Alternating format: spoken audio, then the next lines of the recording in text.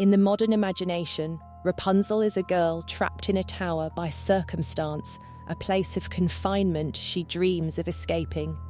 She has magical hair that glows and a mother who keeps her locked away, supposedly for her protection. The tower in Disney's 2010 film Tangled is presented as a symptom of narcissism, a product of one woman's self-interest masquerading as maternal love. It is a space to escape. Yet in the 1812 version collected by the Brothers Grimm, Rapunzel was trapped in a tower for an entirely different reason. The tower wasn't built because of psychological disorder. Rather, it was built because of a debt. A legal debt. A contractual exchange. The tower was the price of a crime that had nothing to do with the girl herself.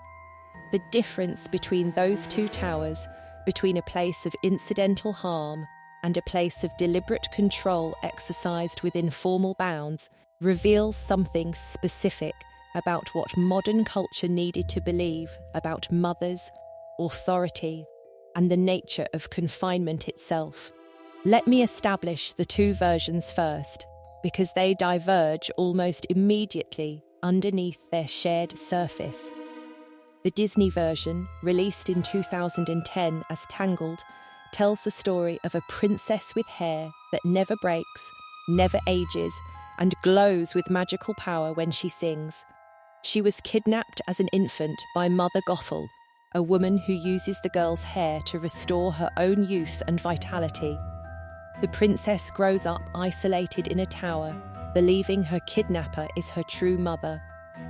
Told repeatedly that the world outside is dangerous and that she exists primarily to serve her caretaker's needs. Gothel is presented as a narcissist in clinical terms. The film includes dialogue in which she explicitly tells Rapunzel that she is unlovable, that her entire value consists of the utility of her hair. The isolation itself is the central pathology.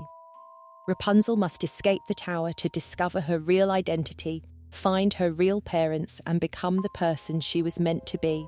The story is one of psychological abuse, recognition of that abuse, and liberation from it. Mother Gothel is not sympathetic. She is not complicated. She is broken, and the girl must leave her. In the Brothers Grimm's 1812 collection, the story is called Rapunzel, and it begins not with a kidnapping, but with a theft. A husband and wife live in a house overlooking the garden of an enchantress. The wife becomes desperately ill with longing for a particular plant growing in that garden. Rapunzel, a leafy green vegetable similar to lettuce. She will not eat anything else. She grows weaker. The husband, fearing for her life, climbs over the wall at night and steals the plant. He brings it to his wife, and she makes herself a salad. The plant is so delicious that she eats all of it. She becomes well. But she still hungers for it. She hungers so intensely that the husband must steal it again. This time, the enchantress catches him in the act. She does not call the authorities. She makes a bargain. You have taken what I planted and cultivated. The price of that taking is this: when your wife gives birth, you will give me the child. The husband agrees. What choice does he have? His wife is dying of longing. The enchantress has the remedy, and she has named her price. He returns home and tells his wife what he has promised. The wife accepts the terms. It is a fair exchange in the logic of the story. Their food for their child.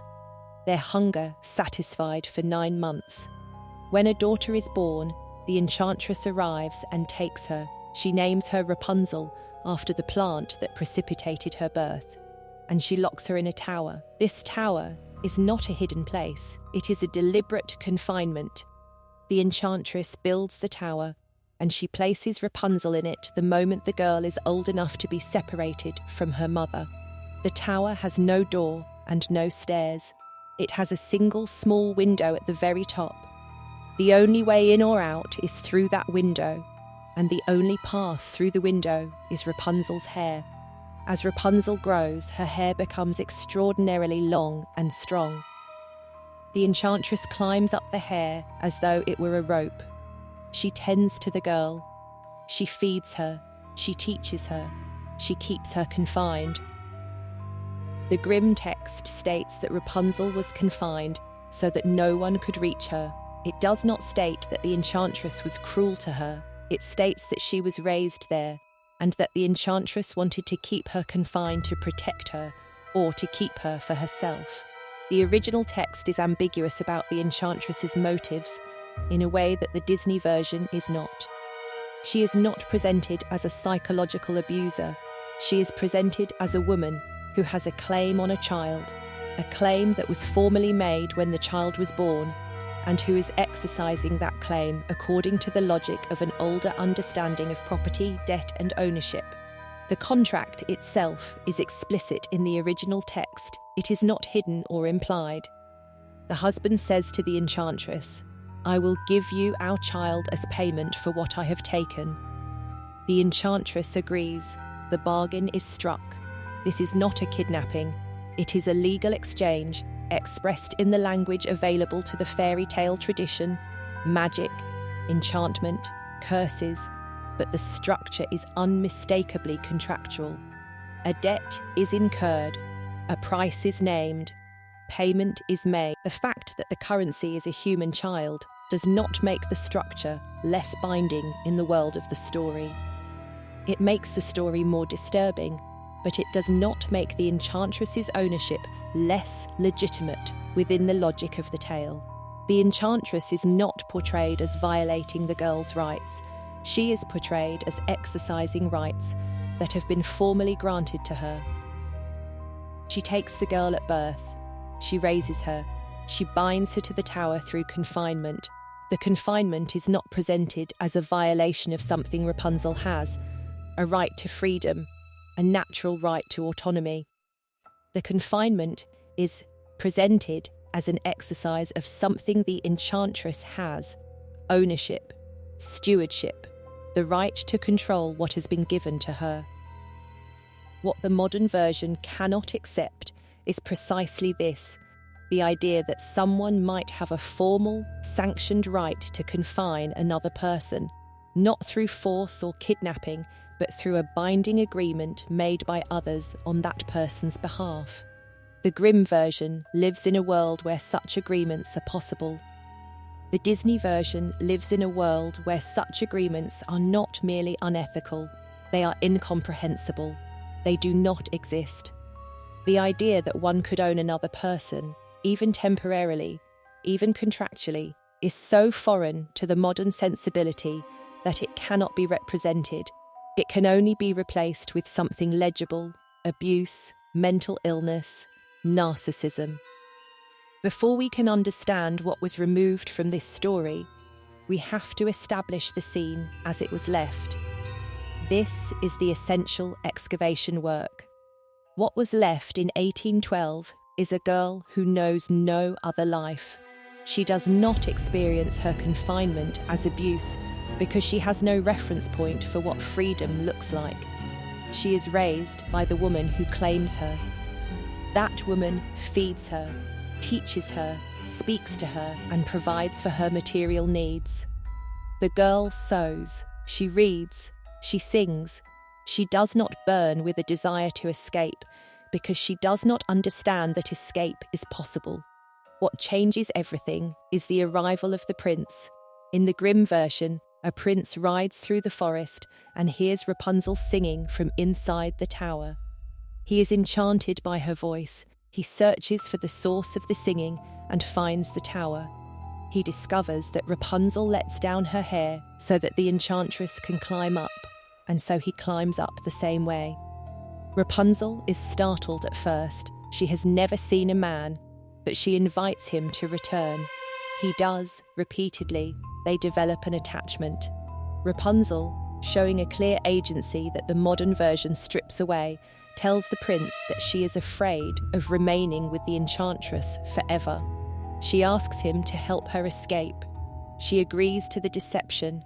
She is not a passive victim of her circumstance. She is an actor within it, making choices that have consequences she experiences directly. The enchantress discovers the affair. In some versions, Rapunzel accidentally reveals it. In others, she asks the enchantress why she is so much heavier to climb than the prince, revealing that she knows of his visits. The enchantress's response is severe. She cuts off Rapunzel's hair and drives her into the wilderness. The girl wanders for years in destitution, bearing twins in solitude, unknowing and alone. The prince is blinded by the thorns of the tower when he climbs it next and finds only hair attached to nothing. He wanders the landscape separately, blind and grieving, until he encounters Rapunzel again by chance. Her tears fall on his eyes and restore his sight. They recognize each other. The story does not end in triumph or redemption. It ends in recognition and return. They have both suffered for their choices. They are both changed. The enchantress is not punished. She is not redeemed. She simply is not present in the ending. Now I must establish the adaptation. How did this story transform? And more importantly, why? The first major revision came in the early 19th century, even before the Grimm brothers published their collection. Charles Perrault, the French collector who published his own version of fairy tales decades before the Grimm brothers, did not include Rapunzel in his collection. The Rapunzel story remained primarily in German folk tradition, but in 1812, when the Grimm brothers published the first edition of Kinder- und Hausmärchen children's and household tales, Rapunzel appeared, and the story began its long journey through European and eventually American culture. Each translator, adapter, and filmmaker who touched the story made choices. Some versions emphasized the enchantress's cruelty. Some removed the girl's agency. Some added or removed the question of why the tower existed. By the time the story reached American culture in the 19th century through translations and adaptations, the enchantress's contractual right to the girl had been thoroughly erased. The tower became simply the dwelling place of a wicked witch. The girl became simply a victim. The debt, the exchange, the legal basis for the confinement, all of it disappeared. When Disney set out to adapt Rapunzel for the 2010 animated film Tangled, they were working with a version of the story that had already undergone generations of revision. They were not adapting the Grimm brothers' text, they were adapting the American cultural memory of that text, which is a very different thing.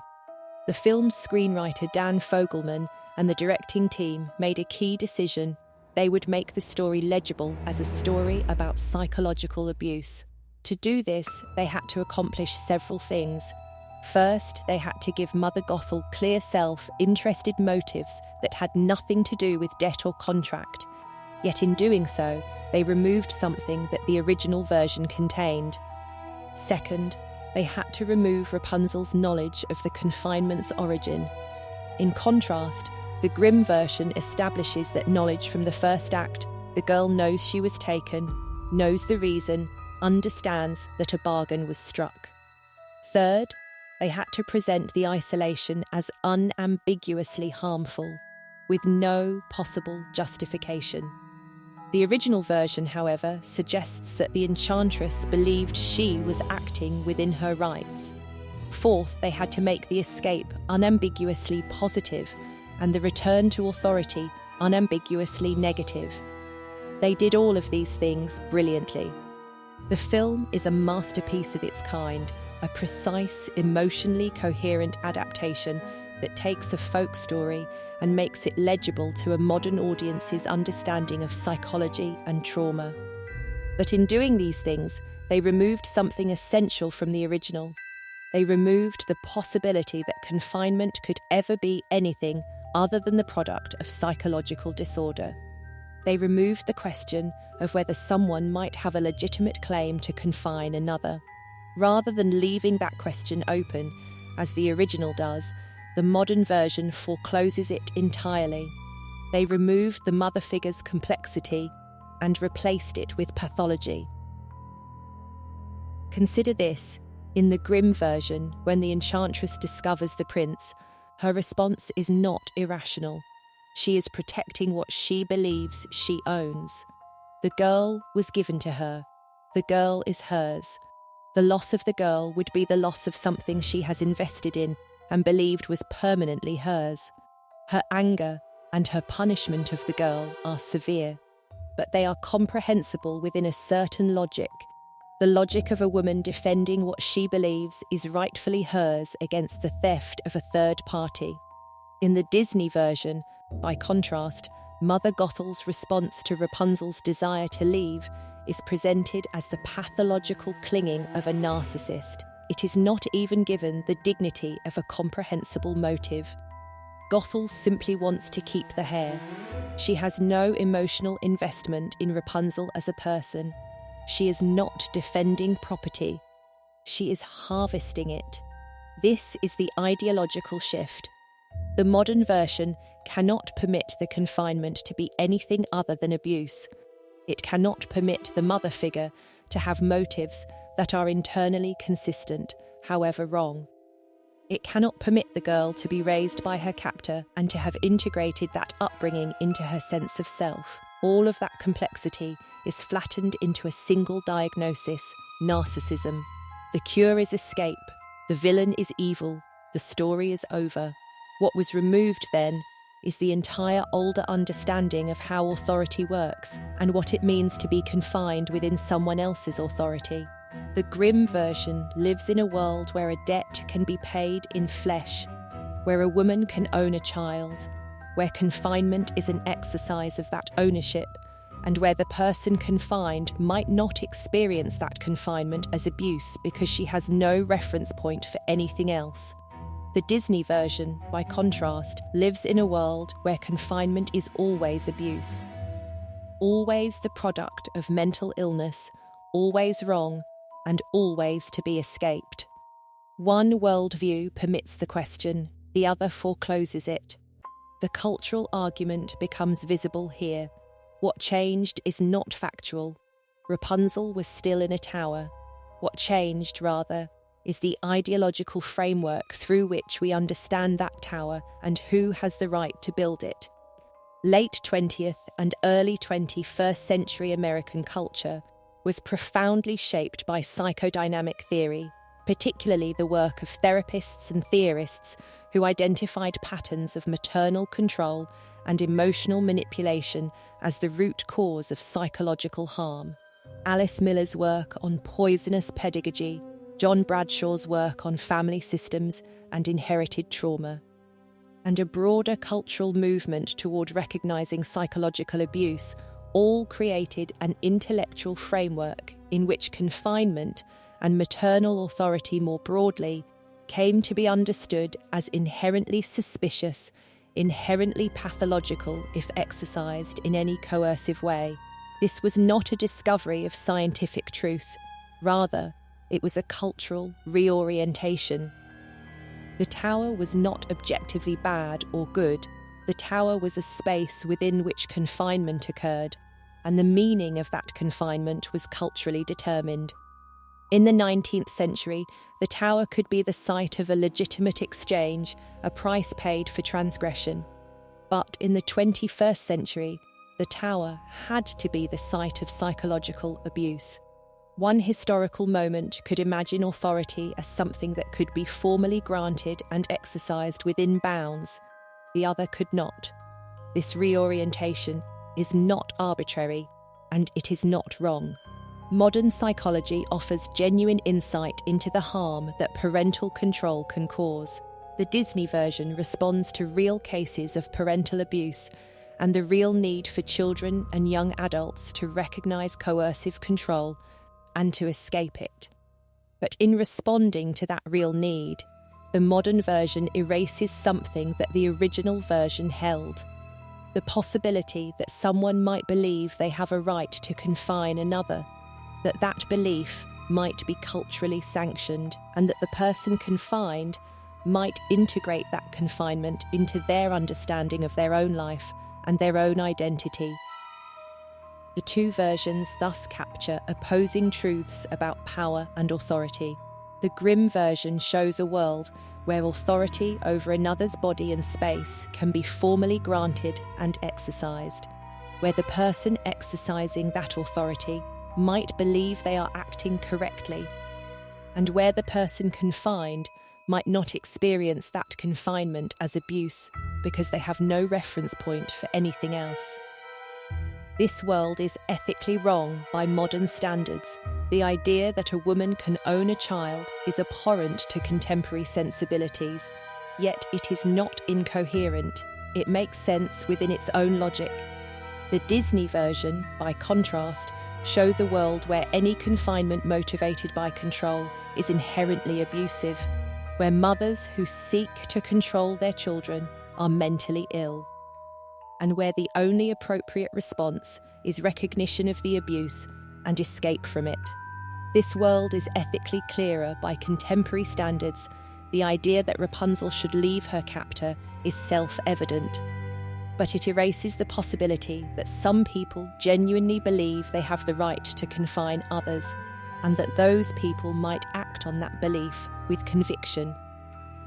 The contrast between these two understandings reveals something about how modern culture needed to redefine authority, ownership, and the legitimacy of confinement. We could no longer imagine that a person might have the right to confine another, not formally, not even within the bounds of an agreement made by others. Confinement became pathology, authority became abuse. The towers that had once been places of exchange became instead places of pure harm. The tower stands in both versions. The hair hangs down from the window. The girl sings. But what the tower means, who has the right to build it, and what it means to be confined within it, these things have been completely transformed. The modern version cannot contain the original's capacity to imagine authority as something that might be exercised within bounds and believed to be legitimate. The original cannot contain the modern version's capacity to recognize confinement as inherently harmful and to insist on escape. Neither version can hold what the other insists upon. And that irreconcilable difference is precisely what makes the comparison worth making. One version shows a tower built within a formal exchange, maintained by someone who believes she has a right to maintain it, occupied by someone who does not experience it as abuse because she has no reference point for anything else. The other version shows a tower built by someone who is psychologically broken, maintained by narcissism, and occupied by someone who must recognize the abuse and leave. Both are stories about power. The first is about the power of those who raise children to define and control the boundaries of the child's world, and what happens when that power is exercised within formally recognized bounds. The second is about the power of those children to recognize those boundaries as pathological and to leave them, to reclaim their own autonomy even at great cost. The tower, in the end, means something entirely different now than it meant before. We cannot go back to understanding it the way it was understood, because we now know too much about what confinement does to people. Whereas in the original version, a woman might have a formal right to confine, in the modern version, that right has been completely erased and reframed as pathology. But in forgetting the original's capacity to imagine authority as something other than abuse, we have also forgotten something about how power works and how it justifies itself. The modern version wins by insisting on escape. The original version wins by showing what makes escape so difficult that sometimes the person holding you captive genuinely believes she has the right to do so, and that belief shapes everything about what captivity means. Both are true, and that tension between them is the real finding.